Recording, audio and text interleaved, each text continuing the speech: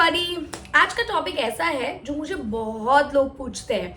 So we are gonna talk about EPFO.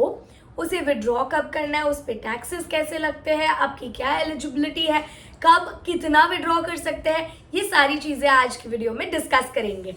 So what is EPF? EPF ना एक salaried employee का retirement fund है जो उसकी सैलरी में से डिडक्ट होता है। एक सैलरीड एम्प्लॉय अपनी बेसिक सैलरी की 12% ईपीएफ में कंट्रीब्यूट करता है। और प्लीज नोट, ये सेम अमाउंट आपका एम्प्लॉयर भी आपके ईपीएफ में कंट्रीब्यूट करेगा। अब एक एम्प्लॉय वॉलंटरीली अपना ये कंट्रीब्यूशन का अमाउंट बढ़ा सकता है, जिसे हम कहेंगे voluntary provident fund. Current year यानी 24-25 का रेट ऑफ इंटरेस्ट है 8.25% पर एनम। सो ईपीएफ आप कब और कितना विड्रॉ कर सकते हैं या कौन से इवेंट्स में विड्रॉ कर सकते हैं, इसके लिए मैंने एक सेपरेट वीडियो बना के अपलोड किया है। The link is in the description.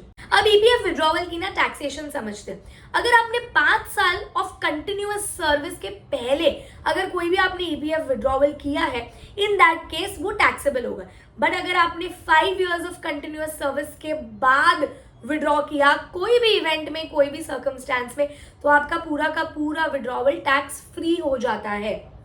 अब कंटिन्यूअस सर्विस का मतलब ये नहीं है कि आप एक ही एम्प्लॉयर के अंडर 5 साल तक सर्विस देते रहे।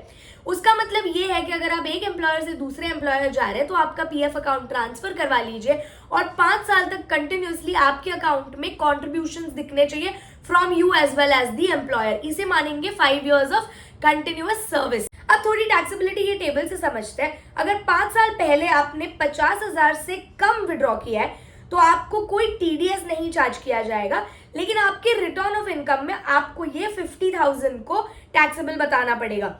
लेकिन अगर अमाउंट आपका 50,000 से ज्यादा है और 5 साल के पहले विड्रॉ हुआ है तो आपका टीडीएस भी डिडक्ट होगा और रिटर्न ऑफ इनकम में भी आपको इसे टैक्सेबल इनकम में दिखाना पड़ेगा। अब यही बात अगर 5 साल के बाद हो रही है तो आपको रिटर्न ऑफ इनकम में उसको एग्जेम्प्ट इनकम में दिखाना है एंड आपको कोई टीडीएस भी नहीं लगेगा। जब आप पीएफ विड्रॉ करेंगे तो उसके 4 हिस्से होंगे और उनकी टैक्सेबिलिटी अलग अलग होगी, तो वो समझते हैं। एक एम्प्लॉय का कॉन्ट्रीब्यूशन होता है और एक एम्प्लॉयर का कॉन्ट्रीब्यूशन होता है, और दोनों में ही उनका एक कॉन्ट्रीब्यूशन होगा और एक इंटरेस्ट का पार्ट होगा, क्योंकि वो कॉन्ट्रीब्यूशन पे उन्हें इंटरेस्ट मिल रहा था।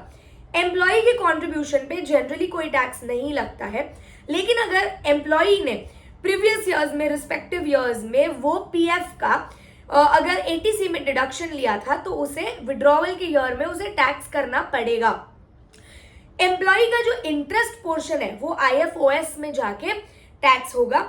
एम्प्लॉयर के केस में एम्प्लॉयर का जो कंट्रीब्यूशन है और एम्प्लॉयर का जो इंटरेस्ट है, दोनों भी इनकम फ्रॉम सैलरी में जाके टैक्स होंगे।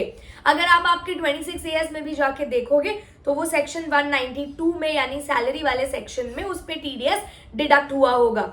ये 3 रीजन की वजह से अगर आपका पीएफ 5 साल के पहले विड्रॉ हुआ है तो भी वो पूरा का पूरा टैक्स एग्जेम्प्ट होगा। पहला रीजन है कि अगर आपकी जॉब टर्मिनेट हो गई है बिकॉज ऑफ इल हेल्थ और आपने 5 साल के पहले ही अपना पीएफ विड्रॉ कर लिया। दूसरा रीजन है कि आपके एम्प्लॉयर ने ही उसका बिजनेस डिसकंटिन्यू कर दिया।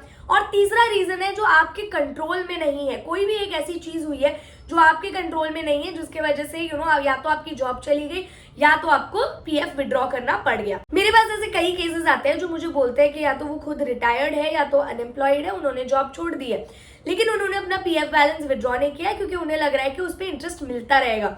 बट एक चीज नोट करने जैसी है कि अगर 3 साल तक आपके पीएफ अकाउंट में कोई भी एक्टिविटी नहीं होती है यानी कोई भी कॉन्ट्रीब्यूशंस नहीं होते हैं तो उसे एक डोरमेंट अकाउंट घोषित कर दिया जाता है और आपको उस पर कोई इंटरेस्ट नहीं मिलेगा उसके बाद।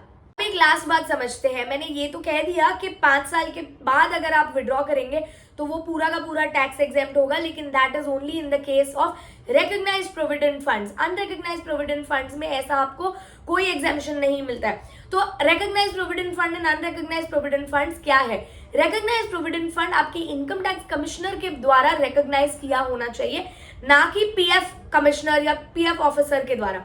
अगर वो रिकॉग्नाइज्ड नहीं है बाय आईटी ऑफिसर या आईटी कमिश्नर तब वो अनरिकॉग्नाइज्ड प्रोविडेंट फंड हो जाता है और उस केस में कोई भी विड्रॉवल पे आपको कोई टैक्स एग्जेम्पशन नहीं मिलेगा, फुल्ली टैक्सेबल होगा।